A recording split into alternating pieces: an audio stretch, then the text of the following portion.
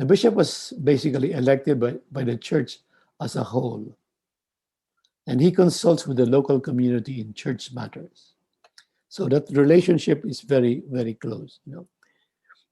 He consults, especially in very, very important issues.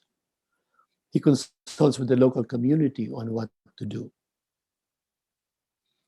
In terms of the distinction between the clergy and the laity, we need to bear in mind that at this time, in the sense of educated, dedicated members, as opposed to the ordinary folks, so people who belong to what we would call the clerus, the clergy, they're probably the ones who are among the Christian communities who probably have maybe higher education, who would be more articulate, who would be able to give advice, or who would be generally considered by people as, oh, yes, he has gravitas.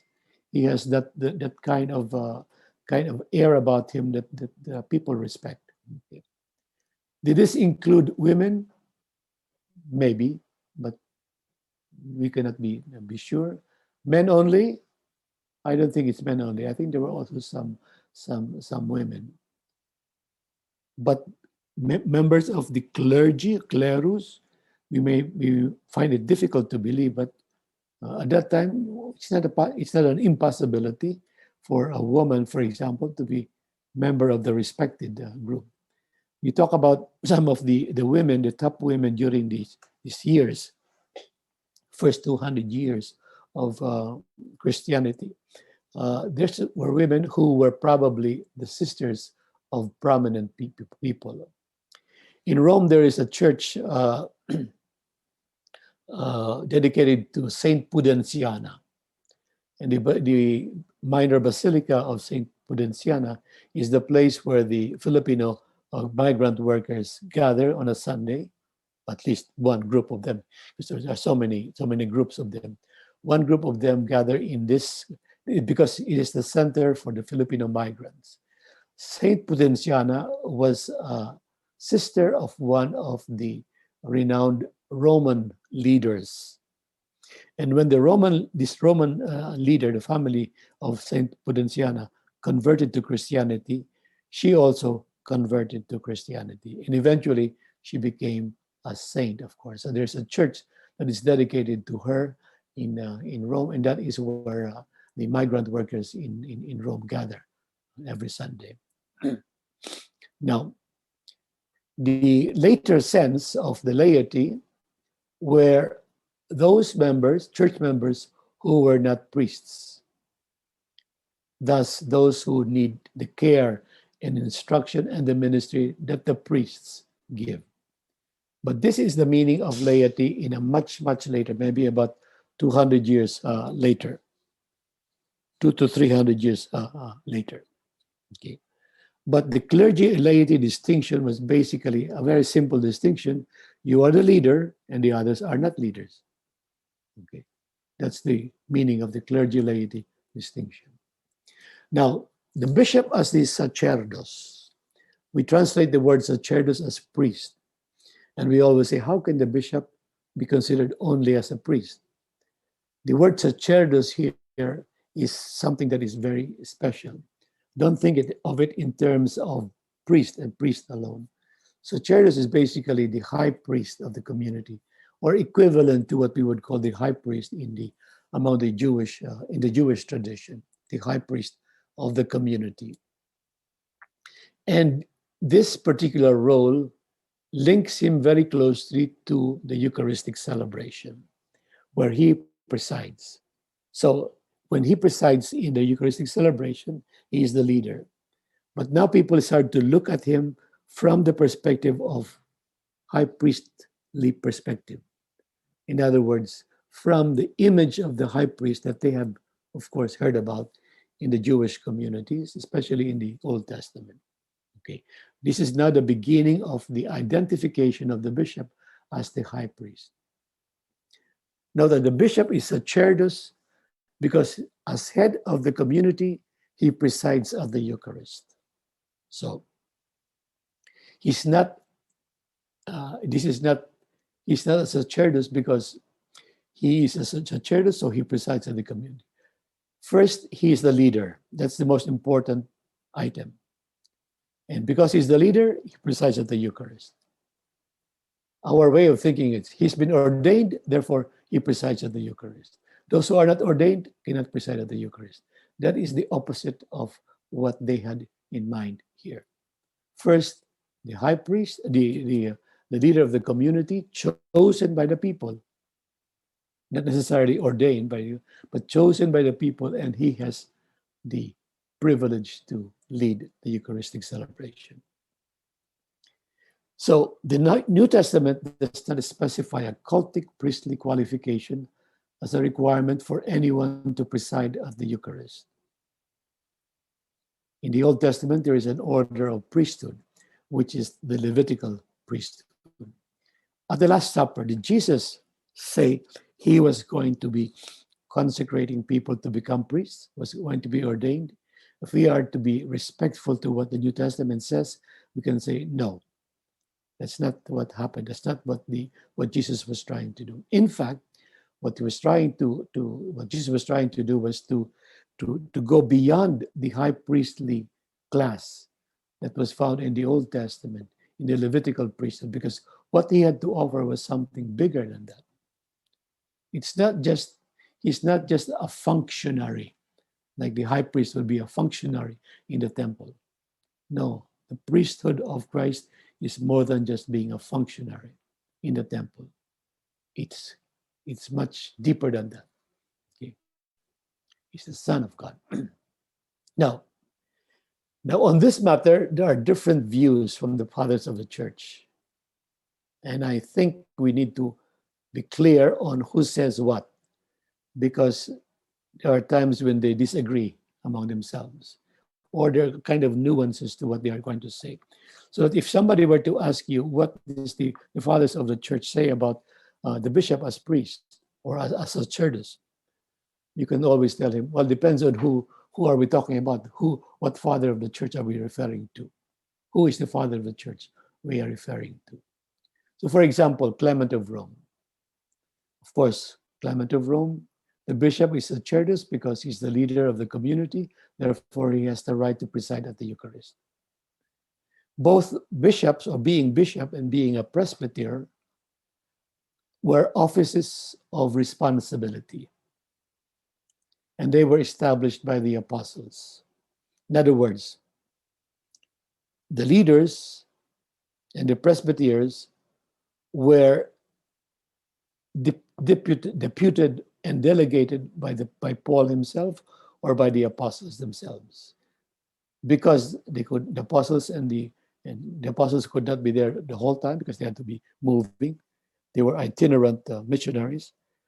Somebody has to take care of the community that is left behind, and these were ones appointed by the apostles. They were the leaders, but they were not priests according to the Old Testament sense.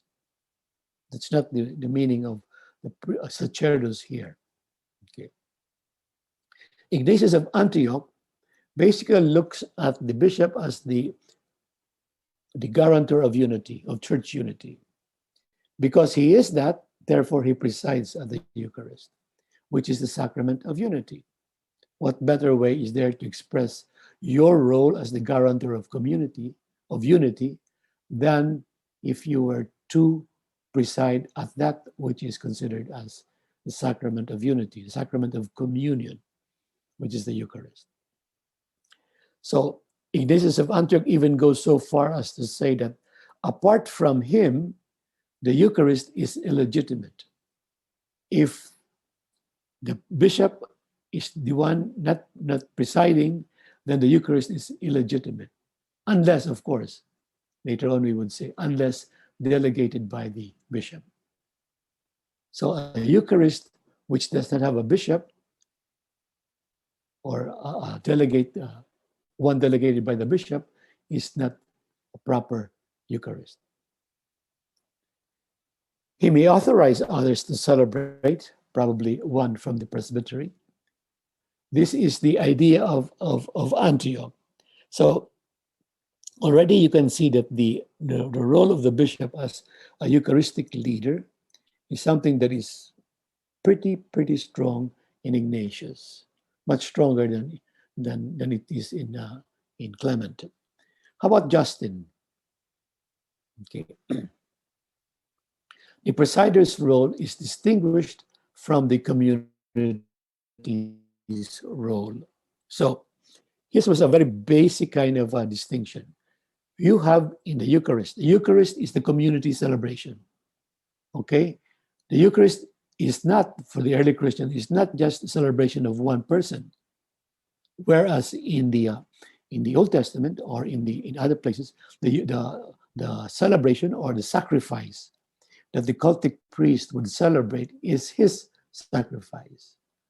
But people may say, okay, I like to join your sacrifice. Yes, you can join, but only I am the one doing this. I am the one performing this sacrifice. So it's my sacrifice. For Justin, no. The Eucharist is the community's activity. There's one to be a presider, and the presider is the leader. But he is one of the community. See, that's very close bond between the Eucharist and the community. Father, is it right to say that at this time when Justin made mention of this, the idea of concelebrated Mass, something, is it That's where the concelebrated Mass originated? no. That is still several years later. Okay. When we talk about the presbyters becoming part of the group of the bishops at the Eucharistic table. Okay, thank you, Father. Okay.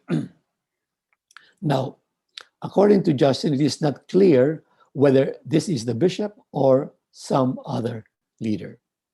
So even Justin himself is not saying that it has to be a bishop who should be the leader. No, just the leader. The leader is the one who presides at the Eucharist. Whereas Ignatius says it has to be a bishop. You see the difference between the two, Ignatius of Antioch and Justin. Hippolytus, this is where you find something much more priestly. It is very clear that the bishop presides over the church and its Eucharist by virtue of an ordination conferring an apostolic charism. We are not here talking about ordination in the sense of a complete ritual, although he would propose, he has what he calls ordination rituals. Hippolytus had written ordination rituals for the ordination of the bishop, the presbyter, and the deacon. But here we're talking about ordination in the sense that this bishop has been given the charism by the apostle, apostolic charism. Okay? Therefore, because he has been given that charism by the apostle, he presides over the church, first as a community, and of course, in that activity where the church becomes real church in the Eucharist. Okay. So here, a much clearer identification of the bishop and the Eucharistic presidency. Okay. See, now there are ordination rituals for bishops, for priests, and for deacons, and this is what Hippolytus was trying to say. The roles are very distinct. A bishop is bishop, a presbyter is presbyter, a deacon is deacon, according to the ordination ritual that we have here from this, what do you call this?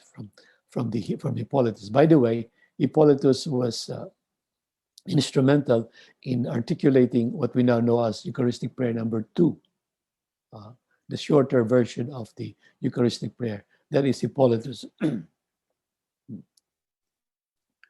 As a rule, the bishop presides, but presbyter may also do that if delegated by the bishop.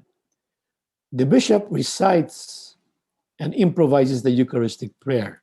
Now, the reason why the Eucharistic prayer number 2 is short is because, according to Hippolytus, the bishop can improvise, can make up his prayer as he goes along.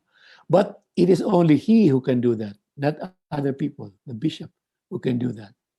So he can improvise. He can say, let us now pray for so many people who are died. That's why you have a commemoration for the dead, etc., for the needs of the community. He can improvise as he goes through. But now sometimes the rigorous interpretation of our liturgy nowadays would tell us, no, no, no, no, you cannot add anything more from the text itself. But Hippolytus will tell you that the bishop was free to do that. Because according to Hippolytus, the bishop was the number one liturgist in the church, in his diocese. Okay. Okay. Now, the bishop is elected by all. See, even if you're talking about ordination, you're talking about a bishop that has still have the approval of everybody. Ordained and has received an apostolic charism, is a pastor and a high priest. You now see in Hippolytus the gathering of all of these different responsibilities in one person. You're putting them all in one person, and that is in the person of the bishop himself. Okay. Tertullian. Tertullian was like Justin. To preside is to be the head of the community. Okay? Anybody who presides means that he is the leader of the community. Now, he even goes so far as to say, where there are no ordained ministers, laymen may celebrate the Eucharist, may even baptize. Thus, they exercise the cultic functions. In other words, there are no ordained ministers around. Probably one got sick or one is in traveling somewhere, but we would like to celebrate the Eucharist. Then let's appoint somebody who you be the leader. You celebrate the Eucharist for us.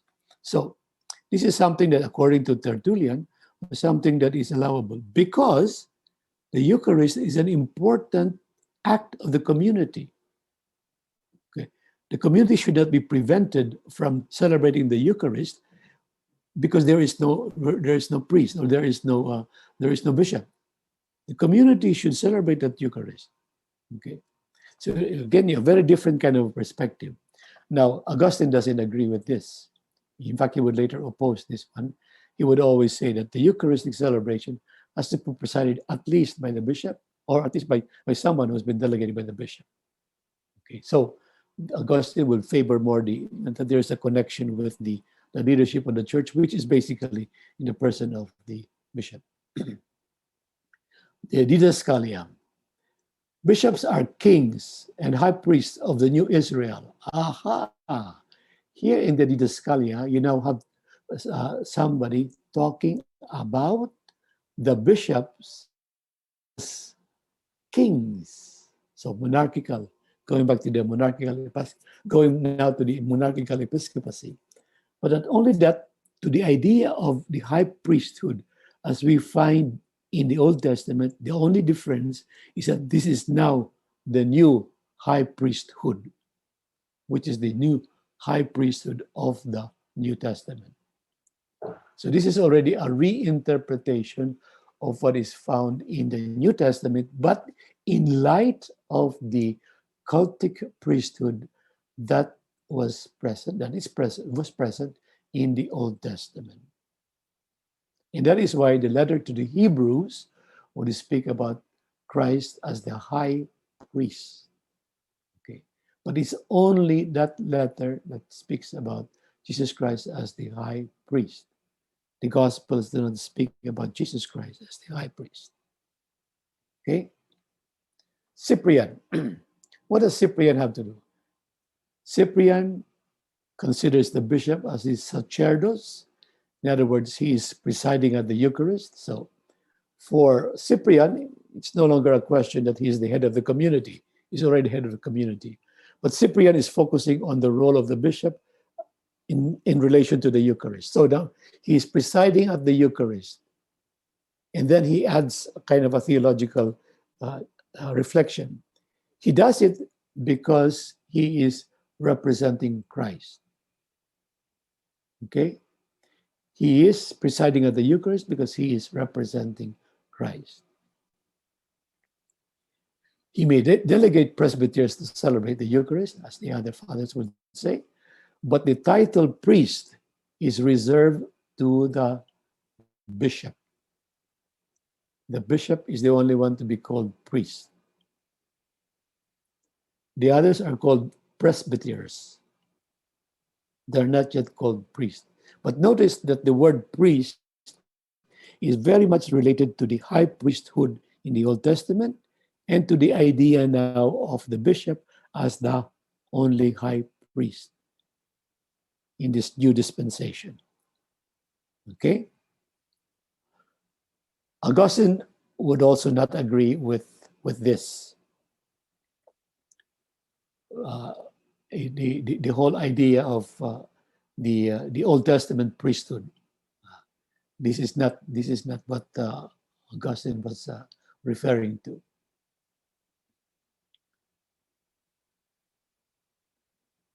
Now, Cyprian goes even so far as to say that there is no Eucharist against the bishop. In other words, you cannot celebrate the Eucharist because you want to, what they call this, to delegitimize the bishop. No, you cannot do that according to Cyprian. The relationship between the bishop, church, and the Eucharist are so tightly connected that to separate oneself from the bishop is also to become an enemy of the altar and, of course, an enemy of the church. If you celebrate from the, if you separate yourself from the bishop, then you are, what we say, excommunicated, which means you are taken out of the communion in the community, but to symbolize this, you are taken out of the communion that takes place in the Eucharist. So you are excommunicated because you are against the bishop. So those of you who are against the bishop, please remember that the people can invoke Cyprian. This is only the fathers of the church. So as I said, that's the reason why I keep pointing out the different fathers of the church. They have different ideas. Some are very extreme, others are a little bit more general, like Justin and Tertullian. To celebrate the Eucharist as a rival with the bishop is a sacrilege. If you are celebrating the Eucharist because you want to tell the bishop, you think you have the only power? I also have the power. It would be a sacrilege. Okay. You notice again what's happening here in Cyprian, because he's connecting the role of the bishop with the Eucharistic presidency. He's now making the bishop as such a cultic figure. Okay, also he says that the bishop is the guarantor of unity. If one is not with the bishop, he is not with the church. Again, we're talking here about the monarchical episcopacy that is slowly developing. Now, Levitical sacerdotalism, the priesthood according to Melchizedek, became prevalent church mentality as the Last Supper was seen as a sacrifice. The more we look at the Last Supper, not only as a meal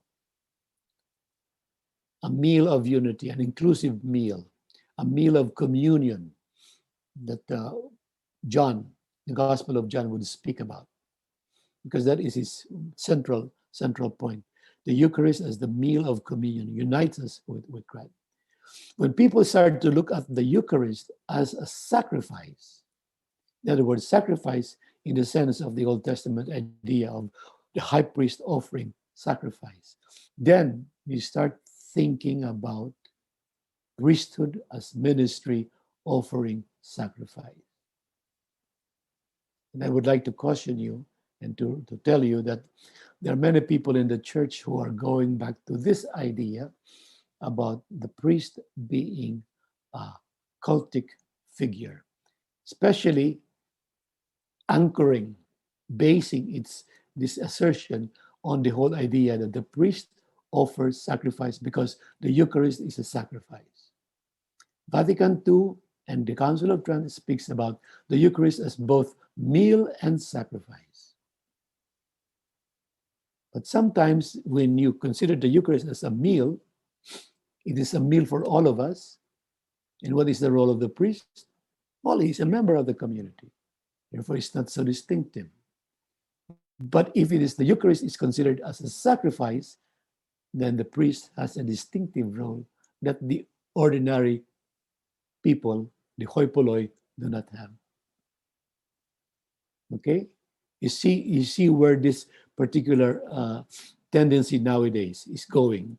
It's going towards more the cultification of the priest, setting him apart from the community. In other words, eventually we will be discussing this, it becomes a state of life rather than a service that a priest performs on behalf of the community. Okay, this is important. It's important to bear in mind, because on this would rely on your idea of your own priesthood for those of you who are going to be priests, and for those of you who are going to be ministers, sisters, and lay people. This is the meaning of our participation in the Eucharist, both as a sacrifice and as a meal. Okay. Now we go into the idea about ordained minister, the bishop as ordained minister. What really are we talking about when we discuss ordination? What is meant by ordination at this time? The apostolic tradition contains detailed ceremonies for ordination of bishop, presbyter, and deacon. And as we have said, Hippolytus was largely instrumental in telling us a little bit more about these ordination rituals. It was said that the important aspect or the important part of the ordination is the laying on of hands, or the imposition of hands by the bishop. Okay, now we need to understand how this particular ritual really got started, because it is also indicative of how we look at the bishop as the ordained minister, and eventually the priest as the ordained minister. In the early church, there are no documents that talk about laying on of hands. Of course, there were some instances where they spoke about laying on of hands, but this was more in line with forgiveness of sins, like in the Acts of Peter. Acts of Peter is a apocryphal book, but it's written by a follower of. So it probably was saying something about certain services or rituals that they were performing. But the idea of raising your hand, or the bishop raising his hand over the head of the penitent, is something that is very common, especially in regard to public penance. So that idea of laying on of hands was there, but it was not yet part of the ordination rite, not yet. In Alexandria, the bishop-elect is seated. In other words, you talk about the bishop being ordained or being given this responsibility. Some say, or the imposition of hands. Others say, oh, all you have to do is installation. Or what we say, okay, you take the bishop and you make him sit on his chair, his episcopal chair, his episcopal throne, as some people would say. If you talk about monarchical episcopacy, it's the episcopal throne. So he would sit on there. This is one of the first things or one of the things that you do in the ordination of bishops. You sit him on his throne, because then you are saying you are now seated on the throne where you start to, quote unquote, rule over the diocese. And some bishops like that. They like to sit in the thrones.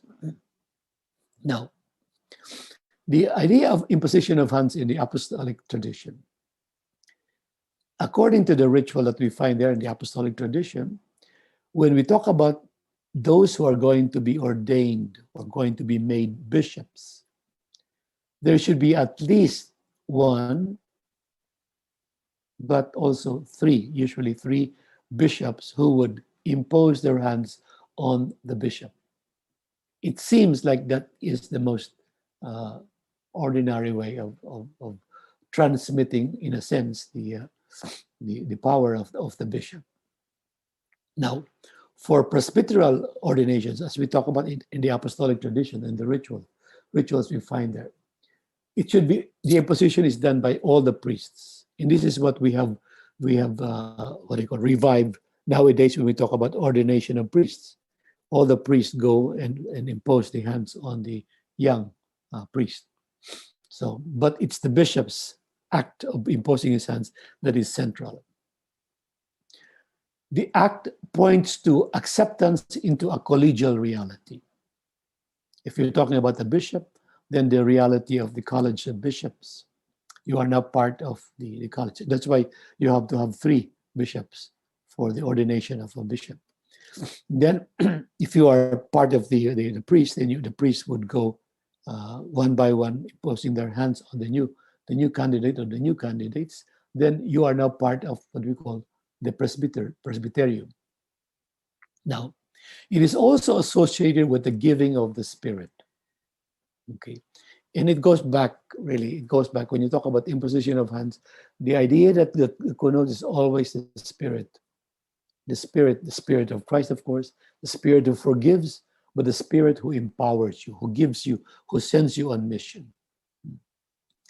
The act is finalized with the collegial celebration of the Eucharist. In other words, the newly ordained would now be invited to be part of the celebration of the Eucharist, where, again, they will express their unity, their communion, but at the same time, the different levels of orders that exist in the church. Now, the imposition of hands, by the way, is only one of the ways. There are other ways of designating ministers. Another is by mandate of the church. If the community, for example, would issue a paper and say, you are now appointed as the leader of, you are the leader. You are the leader. And that is why nowadays, when somebody is ordained a bishop or ordained a priest, you have to have a certification that this priest has been ordained this or has been given this kind of a responsibility. So that's all part of the canonical requirements. You need to fill that up because it is part of the whole idea of making somebody a bishop or a priest or a presbyter. Now, Cyprian's elements in the ordination process. He's a little bit more detailed. Again, he emphasizes that he has to be elected by the people, but if you are going to be a bishop, is to be of course, election by the people. If you are going to be a presbyter, by the people. If you are going to be a bishop, especially also by the people and the local clergy, as well as by the neighboring bishops in the area. He talks about divine investiture, linking God's people with God's choice. Again, the whole idea that we are not here talking about our own doing only. It is also God who is, in a way, speaking through us and telling us this is the person to be chosen. You remember when they started to choose Matthias, who would take the place of Judas. They were all praying and they were asking for some sign from the Spirit on who to choose. This was also followed by what is called the Ecclesial Investiture. The bishop is now the bishop only. Bishop acts on behalf of the church. The Ecclesial Investiture takes place, of course, as a way of saying, you have been chosen by God, therefore we confirm that you are not chosen by the people too. Okay. And this happens with the imposition of hands, confirming what is found in the apostolic tradition. And the 2 conditions that are necessary, apostolicity and Catholicity. Remember, we talk about the apostolic charism or apostolic succession. In other words, you have the approval or the authority given by the apostles. That is basically what it means by apostolicity. You can go all the way back to the apostles for your authority. You have been authorized by the apostle. And by Catholicity, it means that you are not just for a particular place, a particular community, but you are to be in communion with the other local churches. That is the meaning of Catholicity. In communion with the other local churches. You cannot be set aside and separate from the other local churches. You have to be in communion with the local churches. So when a bishop is ordained, a bishop is ordained for his community, of course, but in communion with the other churches. So apostolicity and Catholicity. The effects, part of the clergy has a spiritual power rooted in the church. For example, if the bishop doesn't turn out to be a good bishop, if, for example, the people do no longer rely on him, here is where it's a very interesting thing. You're talking here about the bishop losing his ecclesial mandate. The people can reject some of the bishops, can say, you're no longer bishop. And that is what they have done in some instances, because some of the bishops have become what we would call heretical bishops. So they were rejected. Now, people were saying, "Oh, once a bishop, always a bishop." So you have a sacramental character of ordination. Now, that is a theology that would come actually much later when you talk about the sacramental character of the three sacraments: baptism, confirmation, and holy orders. But that is something that is to be discussed in the course on the priesthood. And then approval by others, especially by the neighboring bishops.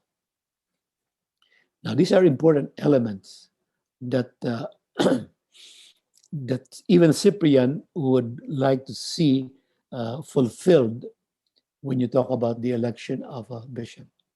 And in this sense, when you talk really about ordination, you're talking about all the 8 steps that need to be taken, not just the imposition of hands. You talk about the 8 steps. It means it's much more complicated than what people who would like to reduce only the ordination to the imposition of hands. Okay. Now, the bishop is always ordained for a particular community. So there are no bishops who are ordained in general. Okay, you are bishops in general. No, the bishop is always for a particular community. But how about the auxiliary bishops nowadays? This has become a very controversial topic in many instances, because auxiliary bishops actually, that's not the original meaning of the bishop or being a bishop. A bishop is you have to take care of a community. But the auxiliary bishops are bishops who are helpers of the bishop. But because they do not want to just consider priests as the helper of the bishops, they want to like to make them also bishops, because you're talking about a very big diocese like, let's say, Manila or by Cebu, or they have auxiliary bishops. So now, what is being done now in the church? These auxiliary bishops are given dioceses that no longer exist, or that were dioceses in previous times. That's why he said he is an auxiliary bishop of the ecclesiastical diocese of Smyrna. Where is that Smyrna? That's an old diocese in the past. Okay, you have an ecclesiastical, an old diocese that have been given to your charge. That is their way of going around the idea that a bishop is a bishop for a particular community. There's a move that discourages even the whole idea of auxiliary, what do you call this, bishops. What they are saying is that if it's too big, subdivide the diocese into smaller groups so that you have a bishop who is in charge of one community. Anyway, I don't know whether that is going to be the thing to do. We will see. Now, are there cases when ministers were not ordained? Again, the most important consideration is that the minister receives the mandate from the church. There was also a minister who was not ordained. And that minister was the confessor. Now, we're not talking here about people who are hearing confessions. We're talking about the confessor who has given witness with his life, normally with his life, or with the way he lives, about the value of the gospel, the importance of the gospel. And that is why the confessor is similar to what we would find as the martyr. The martyr is the one who testifies to the faith in a very heroic way. The confessor is probably the one who has who has really testified to the faith, but who has not been killed.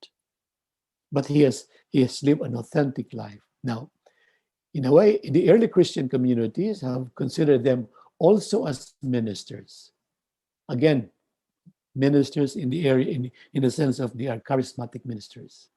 They're ministers because they have received this particular gift, because to witness to the faith in an extreme situation is a gift from the Spirit. Okay. And because he is that, then he can celebrate the Eucharist. If you have, for example, a very respected person, he's not ordained priest. Like Francis of Assisi, for example, not ordained priest, a very respected person. Why not ask him to preside at the Eucharist? He probably would have something very nice to say in the Eucharist. Why not accept? Regulation in the church said, no, he has to be ordained before. You see what we have gone? We have gone to make ordination as the prerequisite to celebrating the Eucharist. Before celebrating the Eucharist was an important activity of the church. Everybody should have access to it. If he is made a bishop, he is to be received by the laying on of hands. So a confessor, as a confessor, can celebrate the Eucharist because he has authority. He is a leader in a very heroic way. But if he's going to be made a bishop, then there's an additional requirement that he would be imposed upon. I mean, the hands would be laid upon him. As a general rule, he who leads the community presides at the Eucharist. This is still the general rule, but as we have seen, the different fathers of the church would have a way of making sure that it is connected with the bishop. How about the presbyters? Who are the presbyters? The presbyters, the original responsibilities of the presbyters were very similar to what we would call the responsibilities actually of eventually the deacons, but even the bishop. Okay. Bring back those who have strayed, to visit the sick, care for the widows, orphans, and the poor, serve as judges. Okay. In other words, they're judges because they're wise men.